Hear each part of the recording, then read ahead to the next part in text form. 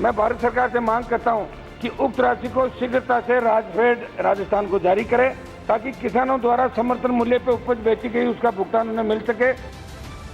हनुमान बेनीवाल राजस्थान की राजनीति में एक ऐसा नाम जो दोनों राष्ट्रीय पार्टियों के लिए चुनौती बने हुए हैं।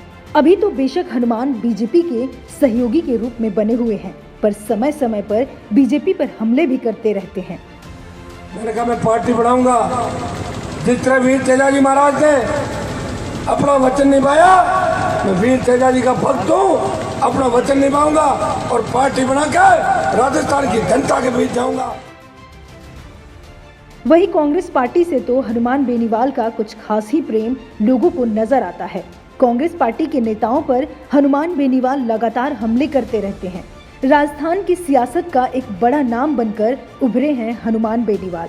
राजस्थान के मुख्यमंत्री अशोक गहलोत हों या अन्य मंत्री, हनुमान बेनीवाल बड़े तल्ख हमले करते दिखाई पड़ते हैं। राजस्थान की राजनीति में हनुमान बेनीवाल एक बड़ा नाम है।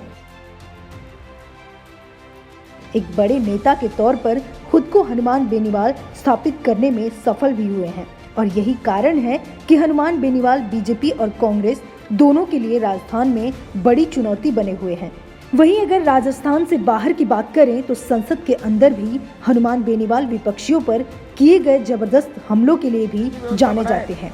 सदन में तमाम मौकों पर हनुमान बेनीवाल ने विपक्षी पार्टियों पर जमकर हमला किया है। वहीं सदन में उपस्थित रहने की बात हो तो हनुमान बेनीवाल सदन में उपस्थित रहने के मामलों में भी काफी आगे नजर आते हैं।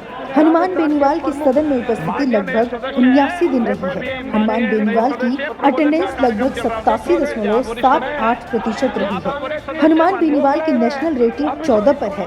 सदन में सवाल पूछने के मामले में भी हनुमान बेनीवाल आगे ही नजर आते हैं। बेनीवाल ने सदन में लगभग 82 सवाल पूछे हैं। वहीं सवाल पूछने के मामले में टिक की बात करें तो 74 पर है। इस बार के मॉनसून सत्र में हनुमान बेनीवाल काफी एक्टिव नजर आए। बेनीवाल ने अपने संसदीय क्षेत्र नागौर में मेडिकल कॉलेज की भी मांग उठाई थी। लोकसभा में डिबेट्स में भाग लेने की बात है तो बेनीवाल इस मामले में भी और सांसदों से काफी आगे दिखाई पड़ते हैं। हनुमान बेनीवाल ने 75 डिबेट्स में भाग लिया है। वहीं हनुमान बेनीवाल की नेशनल रेटिंग 5 है। पब्लिक रेटिंग की बात करें तो हनुमान बेनीवाल की रेटिंग इस मामले में बहुत अच्छी है। हनुमान बेनीवाल की रेटिंग 5 है।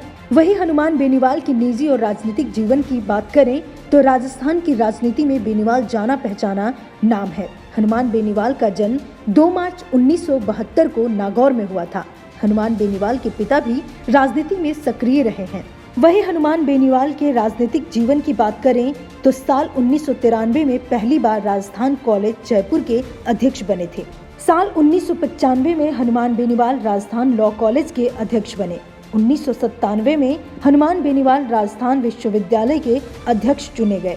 2003 में हनुमान बेनीवाल पहली बार विधानसभा का चुनाव लड़े और करीबी अंतर से चुनाव हार गए। हनुमान बेनीवाल 2008 में बीजेपी के टिकट पर चुनकर पहली बार विधायक बने। 2008 में राजस्थान में बीजेपी की सरकार चली गई और अशोक गहलोत राजस्थान के नए मुख्यमंत्री बने। हनुमान बेनीवाल का शुरू से ही वसुंधरा राजे से टकराव रहा। समय समय पर हनुमान बेनीवाल वसुंधरा राजे पर भ्रष्टाचार को बढ़ावा देने का आरोप लगाते रहे। लिहाजा बीजेपी ने हनुमान बेनीवाल को पार्टी से निष्कासित भी कर दिया।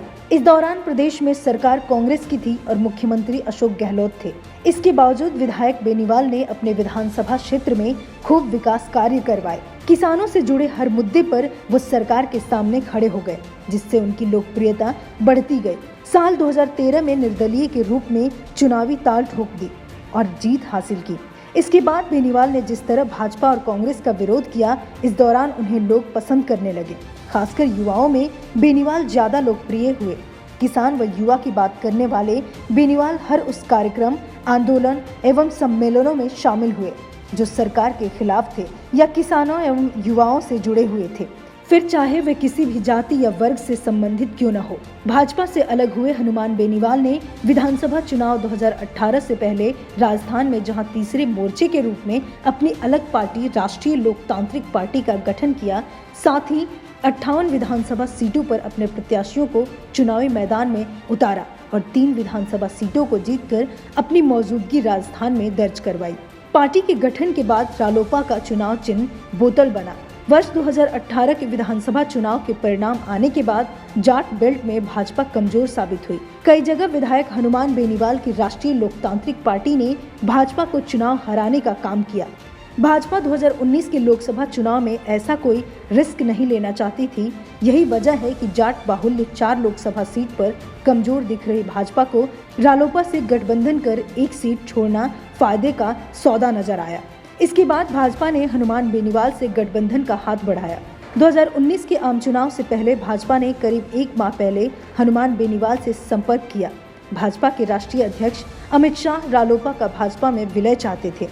पार्टी के बड़े नेताओं ने इसके लिए कोशिश भी की, लेकिन हनुमान बेनीवाल विलय के लिए राजी नहीं हुए। साथ ही बेनीवाल खुद की जगह किसी अन्य को रालोपा का उम्मीदवार बनाना चाहते थे, लेकिन भाजपा चाहती थी कि वे खुद चुनाव लड़ें। 2019 के लोकसभा चुनाव में हनुमान बेनीवाल नागौर से लड़े और भारी वोटों से चुनाव जीतकर संसद पहुंच गए। हनुमान बेनीवाल समय समय पर दिए गए अपने विवादित बयानों के बारे में भी जाने जाते हैं। हनुमान बेनीवाल आज बीजेपी और कांग्रेस दोनों के लिए चुनौती बने हुए हैं। Bureau report, parliamentary business.